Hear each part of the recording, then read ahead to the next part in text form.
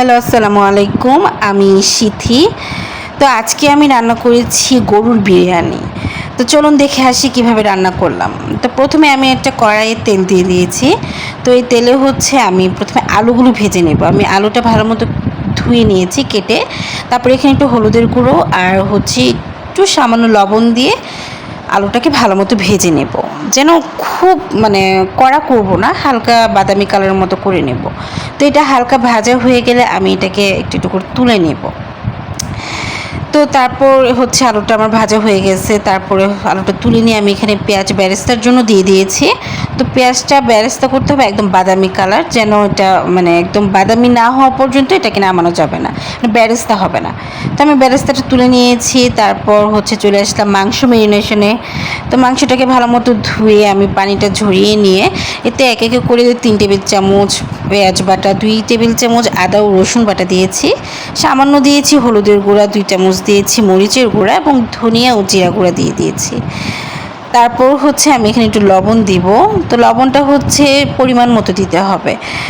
তারপর এখানে আমি ঘরোয়া আমি ঘরে তৈরি করেছিলাম টক দইটা। তো এটা আমি দিয়েছি 2 টেবিল, সামান্য দিয়েছি পরিমাণ মতো। তারপরে দিয়েছি এখানে সয়া সস। তো এটা যার ঘরে থাকবে সে আর কি দিতে পারে। তারপরে এখানে আমি কিছু কাঁচা পেঁয়াজ কুচি করে দিয়ে দিয়েছি এবং বেরেস্তাটা দিয়ে দিয়েছি। তো এটা দেওয়ার পর আমি ভালো মতো একটু মেখে নেব। মেখে 15 থেকে 20 মিনিটের মতো এটা রেখে দেব। তারপর এখানে দিয়েছি রাঁধুনি রেডিমিক্স বিরিয়ানি মশলা। তো আমার কাছে মনে হয় এটাই সহজ এবং কোনো মেহমান আসলেও এটাও খুব দ্রুত দেওয়া যায় তৈরি করে বিরিয়ানিটা। তারপর এটা ভালো মতো মেখে আমি কড়াই দিয়ে দিয়েছি। যেহেতু গরম অনেক, তাই আমি খুব একটা তেল ইউজ করিনি, চেষ্টা করেছি খুব কম তেলে বিরিয়ানিটা রান্না করার। তারপর এখানে অল্প তেল দিয়ে আমি ভালো মতো এটাকে একটু কষিয়ে নিয়েছি। আমি এখানে কোনো পানি অ্যাড করিনি, আমার মাংসটা থেকেই পানি উঠেছে। তারপর এটা আমি ঢেকে দিয়েছি কিছুক্ষণ। ঢাকনিটা তোলার পর আমি এখানে আলু দিয়ে দিয়েছি এবং কিছু কাঁচামরিচ দিয়ে দেব। তো এই তো কিছুক্ষণ নেড়ে চেড়ে নিব যেন আমার মশলাটা একদম ঠিকঠাক ভালো মতো কষে। তো এটা হওয়ার পর আমি পোলাওয়ে চলে যাব।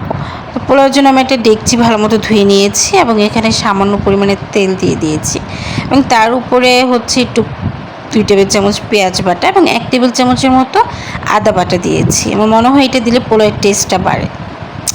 তারপরে এখানে আমি পোলাওয়ের চালগুলো দিয়ে দিয়েছি। তো এটা দেওয়ার পর আমি কিছুক্ষণ নেড়ে চেড়ে নিয়েছি, মিক্সড করে নিয়েছি। তারপর এখানে পানি দিয়ে নিয়েছি। এখানে আমি 4 পটের মতো চাল নিয়েছি এবং পানিটা আমি আমার পরিমাণ মতো দিয়েছি। তো পানিটা দেওয়ার পরও এখানে আমি মরিচ দিয়ে দিয়েছি, আবার এখানে একটু লবণ দিয়ে নেব। এখানে কেউ চাইলে কিশমিশ অ্যাড করতে পারে, তো আমি কিশমিশটা আসলে দিই না, আমার খুব একটা ভালো লাগে না। তো এই তো লবণটাও পরিমাণ মতো দিয়ে দিয়েছি। তো এটা যার যে পরিমাণ মতো দিবে। এটা দেওয়ার পরে আমি ঢেকে দিয়েছি এবং দেখলাম একটু উঠিয়ে কিছুক্ষণ পর যে আমার পোলাওটা কত দূর হলো। তারপর দেখলাম যে না, হয়েছে ভালোই। তারপর আমি মাংসটা দিয়ে দিয়েছি এবং মাংসটা এখানে অনেকে লেয়ার সিস্টেমে দেয়, তো আমি আর লেয়ার দিইনি, একটু সময় কম ছিল। তারপর এটা দিয়ে ভালো মতো মেখে টেকে এবং একটু দমে রেখে দিতে হবে। তারপরেই তো ভালো মতো নেড়ে চেড়ে এটাকে দমের জন্য রেখে দিয়েছি এবং এখানে একটু কেওড়া জল দিয়ে দিব আমি। তো কেওড়া জলটা দেওয়ার পর আমি আবার ঢেকে রাখবো, দমে কিছুক্ষণ দিয়ে রাখবো। কেওড়া জলটা খুব অল্প দিব, এটা অল্পতেই খুব সেন্ট হয়। তো এই তো আমার বিরিয়ানি শেষ। সবাই ভালো থাকবেন। আল্লাহ হাফেজ।